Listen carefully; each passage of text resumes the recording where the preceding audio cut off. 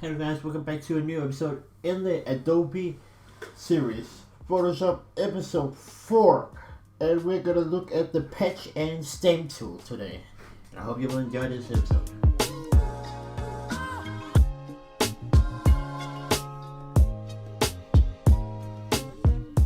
Okay guys, we're gonna start off with the stamp tool, okay? And the stamp tool is, you can select it by clicking S, okay? And basically it heals the it sounds so stupid, but it well, in the last tutorial I showed a little bit of it, but in this tutorial I'm gonna show what it does, so it's easier to show than explain. So if I click here, if I hold Alt or Option in on Mac and I click a random place and I click here, it's selected the, what is it called, this area, and I basically just like printed it over. So yeah, and if you scroll out, you basically can see that I've removed it there, and that's how it basically removes. That's how you can remove what is it called, like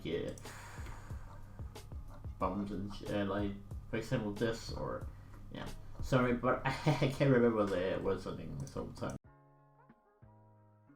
So yeah, maybe it'll write a little thing, but yeah, you can see here now we doesn't have this like over here. So yeah, but if we just go back, there we go, and now we'll go to the spot healing tool, where it does basically just heals the spot you have selected.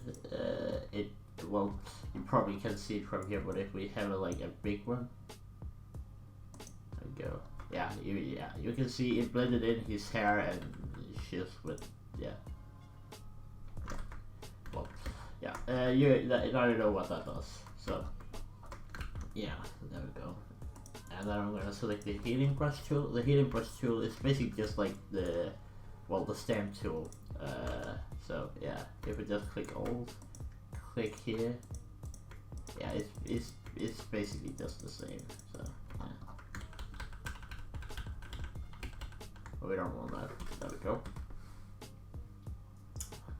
And then we have the patch tool. So with the patch tool, I'm not gonna show you this today because it doesn't really matter. And then we have the content aware tool, as I showed you in the last tutorial.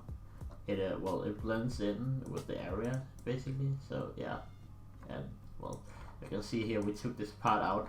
This can be used for example, if you have a person down here and you want to move him up here, you just select him and then just move him up here. Okay, that's how you can do that if you have a person selected at least. So yeah, and then we have the red eye tool. The red eye tool is falling under the category because if you ever take a photo and they have red eyes because of like the camera, you just go in here, click, and boom, they don't have red eyes anymore, and it should be normal. So that's a really handy tool. So well, yeah, I hope you enjoyed this tutorial today, and I'll see you later. Bye.